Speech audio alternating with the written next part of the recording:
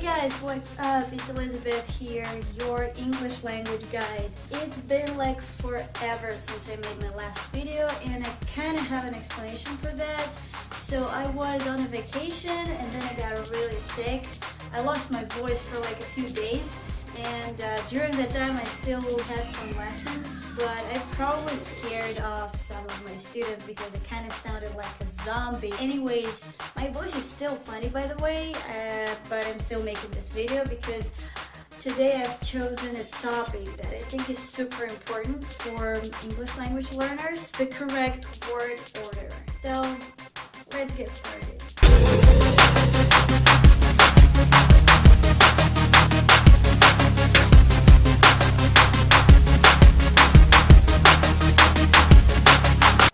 As many of you might already know, the correct order in the English language is extremely important. And for some non-native speakers, it can be quite a challenge because in their language, the word order might not be as important, or the word order might be important, but the rules might be completely different.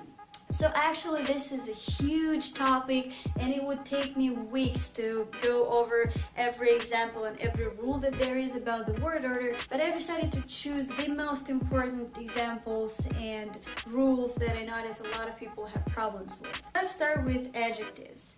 As you probably know, adjectives are the words we're using to describe something or someone.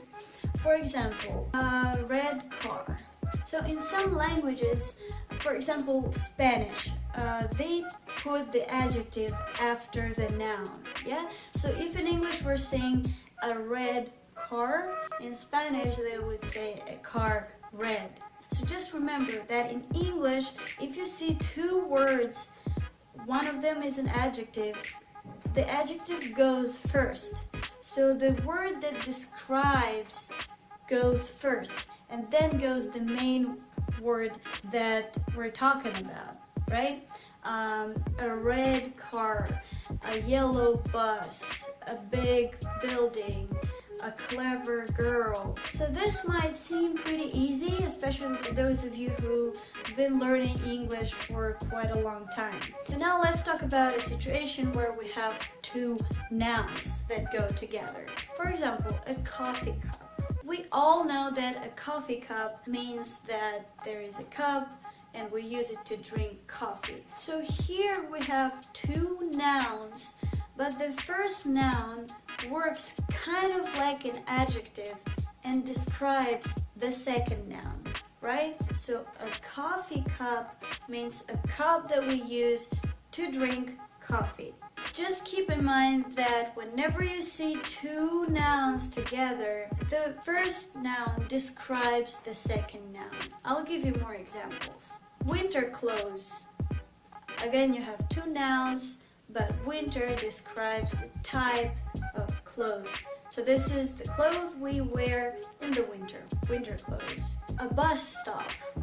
Obviously, the stop, the place for buses, where we're waiting for a bus. Now, so far I've given you examples that were pretty simple and you can't really mess it up because we all know these words and you will never say cup coffee or close winter, right? But let's take another example, housework. So as you know, housework means the work that you do inside your house. So you do the dishes, you wash the floor, you do the laundry or whatever else, you clean the place. So why this can be confusing? Because when you say housework, the word house describes the type of work you're doing. So housework, right? But if you mess it up and you say a workhouse, this will mean that the word work actually describes a type of house. So let's say you're talking to someone and they're asking you, what are you doing? You can easily reply, housework. And everybody will get that you're washing the floor or doing the dishes. But what if you mess it up and you say workhouse? Then anyone who speaks English well or a native speaker, they'll get completely confused because they will immediately think of some kind of house that you're doing, a work house. So it's a house that is made for work. And they're like, what are you trying to say?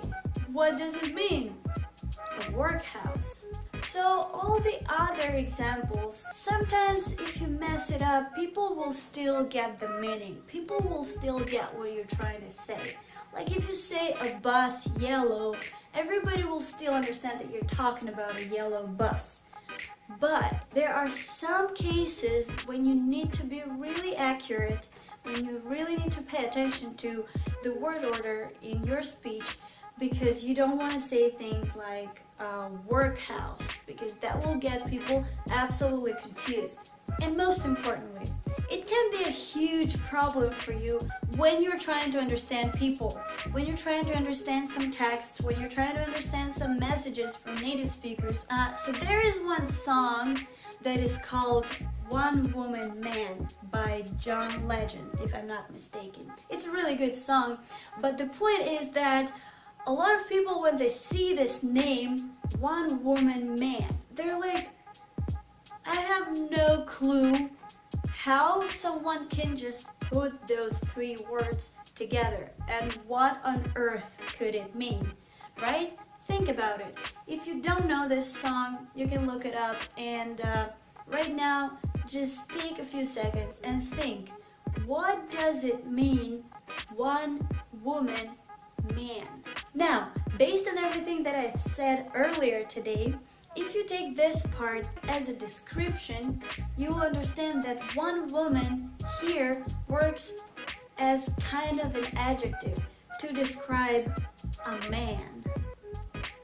So, based on this, now you can understand that one woman man means that a man has only one woman in his life. So sometimes it can be really confusing, and it can be really hard to understand native speakers because of the word order. And I get this question a lot when people say, you know, I heard what the person said, I understood every single word in that sentence, but I have no clue what he's trying to say by that, because I just don't understand how do you put all those words together. So now maybe things will get a little easier for you.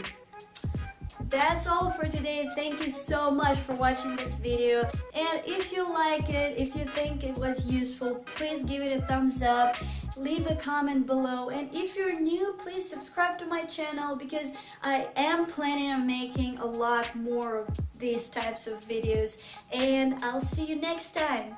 Bye!